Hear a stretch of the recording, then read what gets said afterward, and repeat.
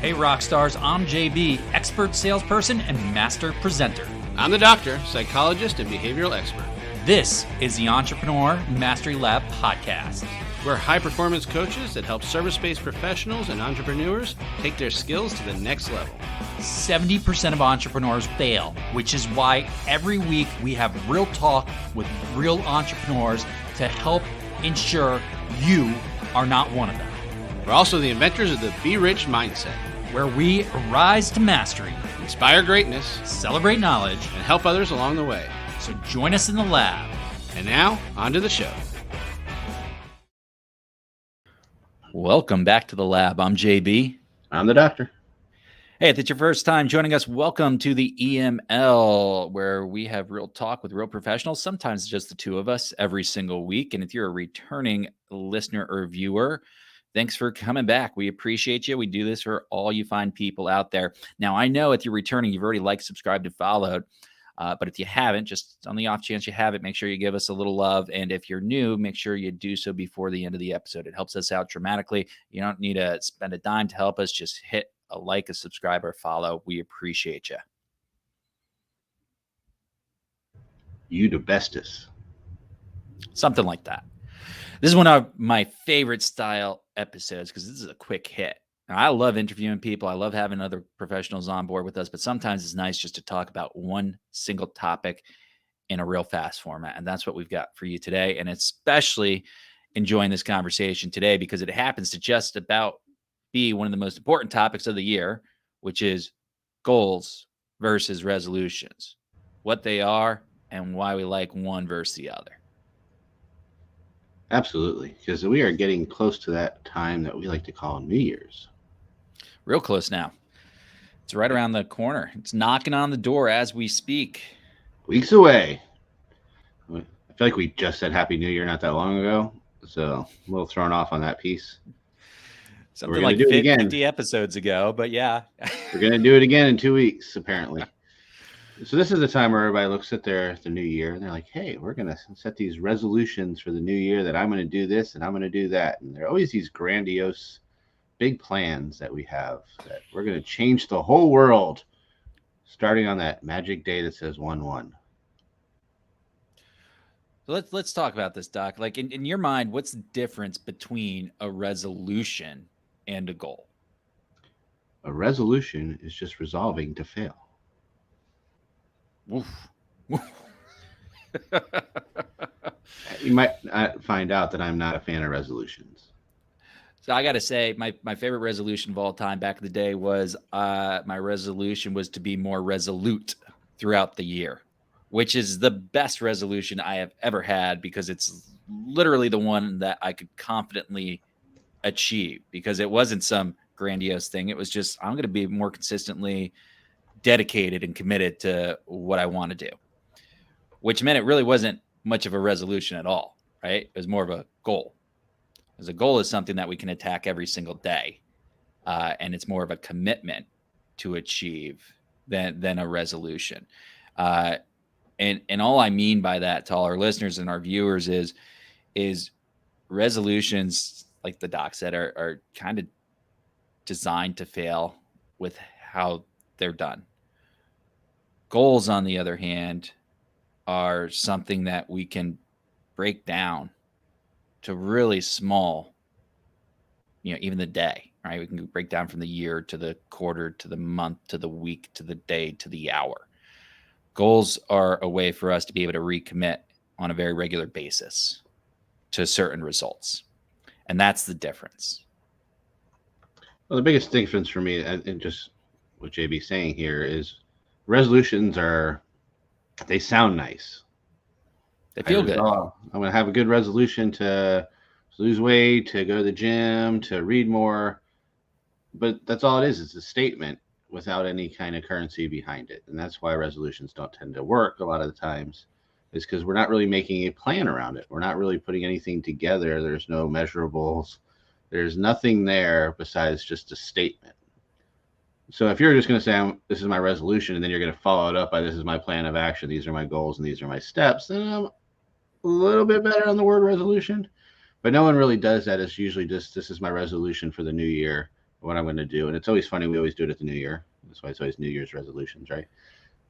Well, but even that's not accurate, right? Like, how many people actually start their New Year's resolution on January 1st? Are you kidding me? Oh, That's absolutely not. maybe Well, the first week. the 3rd or the 4th, but not the 1st. So they already lose. I mean, before they even start, they've lost on the resolution. It's unbelievable. Well, we don't like those resolutions until they are, you know, going until when school gets back or when we go back to work. We have to attach it to something too. But we're going to start in the beginning of the year.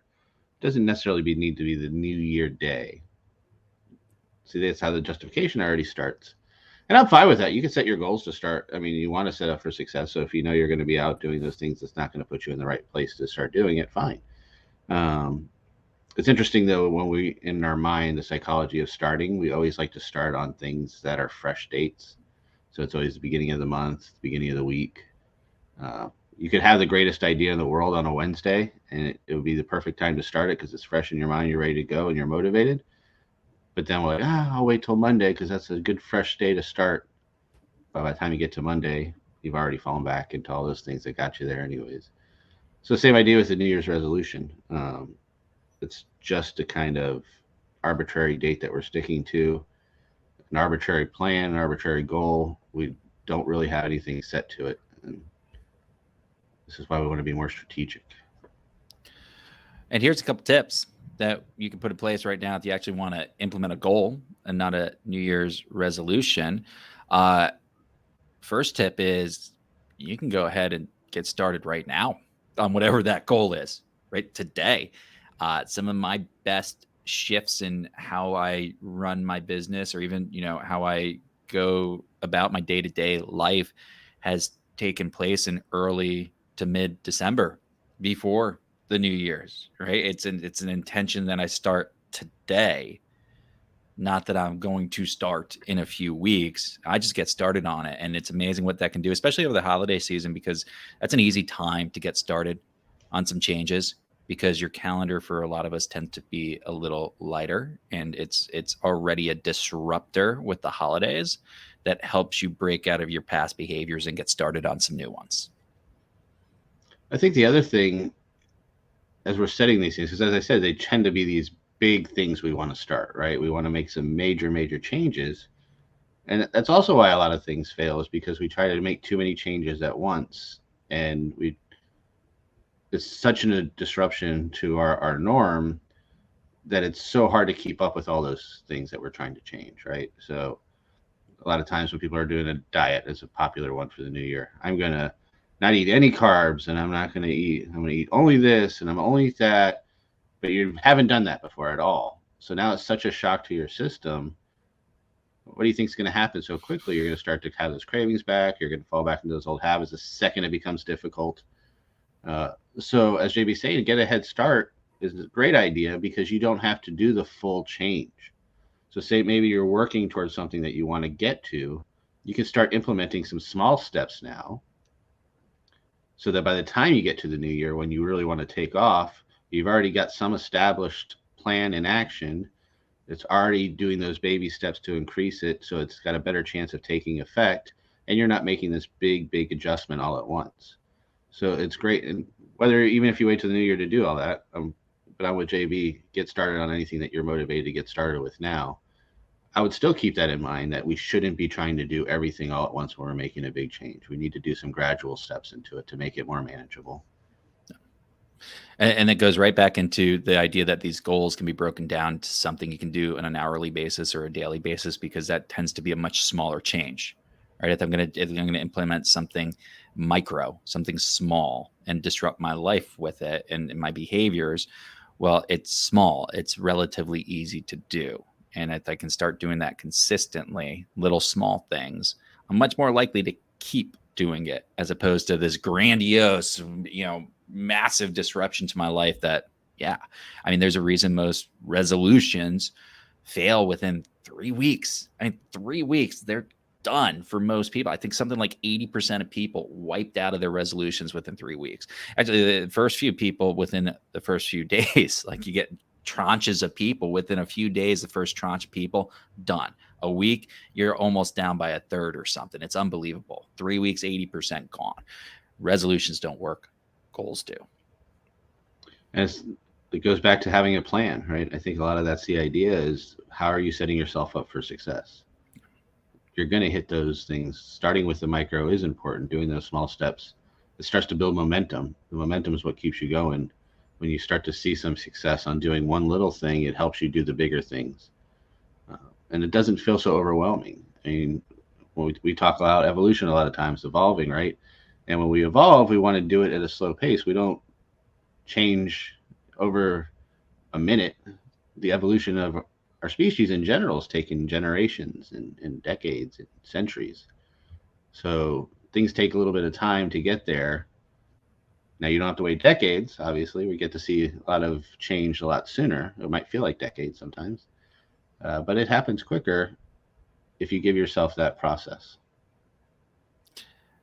And the most impactful changes are the small changes we make today that have a compounding effect over time. Always.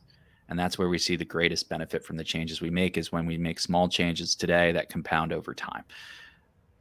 Compounding interest from the financial guy. Hey, you know what? There's some misattributed quote to Albert Einstein that the most powerful force in the world is compounding interest or something along those lines. But there's something to be said about it with behavior and with habits and processes and routines. So I'm all about it. That's all I have to say. You want to be successful going into 2023. You want to make some real changes. Don't wait. You can start on them today and take little bites to really have effective behavioral change. That's how you're going to crush 2023. So to recap, goals, good. Resolutions, bad. Or as we like to say here, goals, yay. Resolutions, boo. So as you're working on it, if you have any questions, you know how to find us, right? Reach out to us. We will gladly help you along the way. Even if it's just a question, shoot us. You could always just slide into our DMs. We are happy to share some answers and some feedback with you. Comments, all the places. And as always, we appreciate all you folks out there. So if you're still on board with us here, if you're still watching, listening, whatever it happens to be, give us that like, give us that subscribe, a follow, and a 5-star review. We appreciate you and thank you. And on the off chance we don't have a chance to talk to you again directly before the end of the year, happy New Year's to you and happy holidays. I'm JB. I'm out. And of course, you can find us at the jbandthedoctor.com or on our social media at jbandthedoctor and any other events that we might be doing local and live in the area. But until then, we'll see you on the other side. Peace out, yo.